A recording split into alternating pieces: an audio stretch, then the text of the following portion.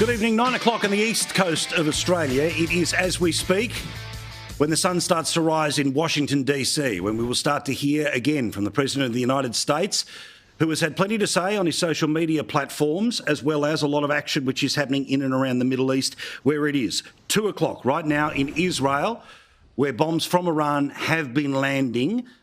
Despite the Iron Dome, some have made it through. Some of the explosions pretty significant. Thankfully, as we discussed last night on the program, adequate warning means most people end up in a bomb shelter. Let's focus on Iran, though, because there is a fair bit happening there right now.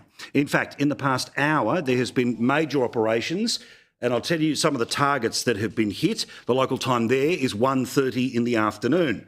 We've also got an idea of what is happening in Europe with the bosses of the International Atomic Energy Authority. Those people, on the behalf of the United Nations, have actually got some indication about what damage has been done in the past couple of days. We'll get to that in a moment or two's time.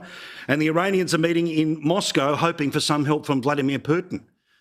A former Russian Prime Minister and Russian President has actually had plenty to say on top of what might come out of that conversation. So let me bring you up to date. A lot has happened even in the past couple of hours. Now, put simply, the reason I tell you all of those times is prime time on Sky News, and certainly towards this time of prime time is when you're going to start to hear stuff out of the United States. We seem to be right at the height of when things happen during the daytime in the Middle East. And as I said, you can start to look your way around the globe. So regardless of what you may hear in the morning, which will be a form of an update, if you are interested in following every little move of this thing, make sure you're checking in with Sky News Primetime again at the top of each show for the next few days. I'll try to tell you what has happened in the past couple of hours, not just react to what has happened in the past 24 hours. Okay, so let's get on with this. So as we speak, the United Nations and via their weapons inspectors are now starting to give us a little bit of an insight into how much damage was done by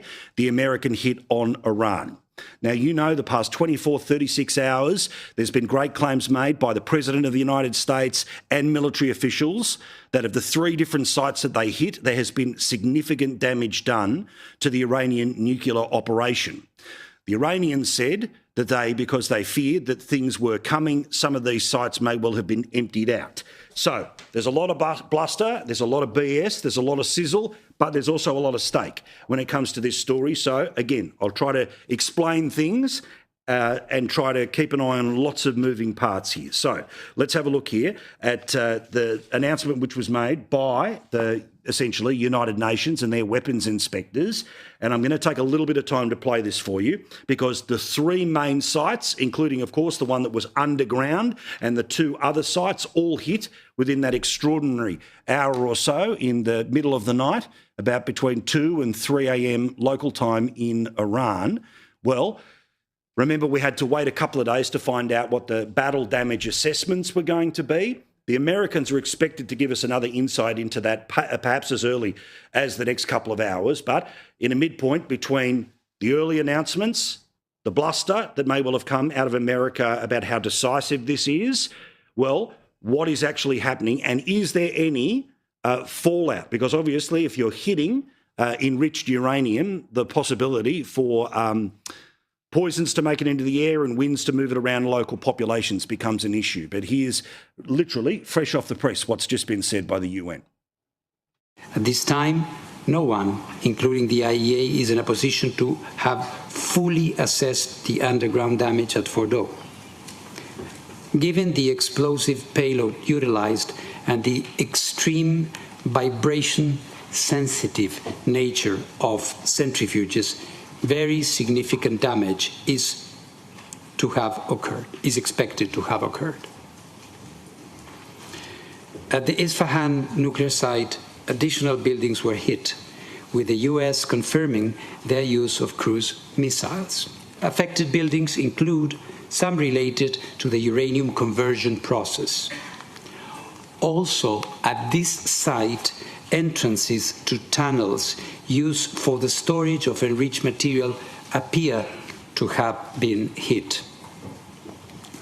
At the Natanz enrichment site, the fuel enrichment plant was hit, with the US confirming that it used ground-penetrating munitions. So at this stage, there seems to be significant damage. Remember, the president was saying that it was a bullseye here, total annihilation. The Iranians have said, yes, thanks for the effort, there is some damage, but we may well have other facilities in other places. Again, where the truth lies, it does take a couple of days to get there. And the reason we didn't show you last night, and I've held off showing you some of those satellite images, was because they simply weren't detailed enough. And again, I know there's a lot on social media, I know there's a lot on clickbait media, but we do our best to verify as much as possible to pull it all together for you at the end of the night, which we'll be doing for the next couple of days. Now, also, in the past hour, the Israeli Defence Forces have announced that they are stepping up the war against Iran, and they are now starting to move from the military targets to the regime targets. The regime targets, put simply, are the government, the capacity for the Iranian government to stay in place. The Israeli Defence Forces in the last hour have put out a statement saying that they have struck 6 regime airports across western, central and eastern Iran. They've hit runways, underground hangars, refuelling aircraft, as well as a series of jets. The destroyed aircraft were meant to stop the IAF jets, put simply, again, trying to push back against Israeli, United States, any other jets that may well be moving into the area. The IAF impaired takeoff capabilities from these airports, as well as the Iranian military's ability to operate its air force from them. So remember, part of how we've got where we've got in the past week is because the ability of Iran to launch anything but a missile has been deeply knocked back. An idea of some of the places that have been hit. As you can see, multiple towards the west of the country or the left of your screen. We know around Tehran, but there's a little more detail about one of the things they've hit in the past hour, as well as the centre of the country, and then, of course, to the east or the right-hand side of your screen. Now, traditionally, the further to the left of your screen, the closer things are to Israel. Obviously, the further away, the closer we start to get into other countries, including countries like Pakistan, which do share much and some of the border here. One of the things that has been hit in the past hour is a prison. I understand that the prison is in central Tehran. Now, the plan was not to level the prison, to kill the prisoners. Instead, the Israeli Defence Forces have released some footage in the past couple of minutes. We'll turn that around for you when we can.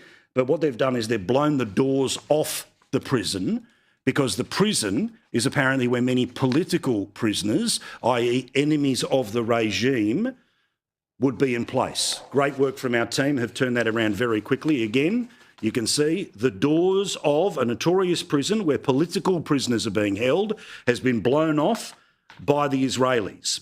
The Israelis, who for the past week have been focused on military targets, are now starting to move towards what they refer to as regime targets.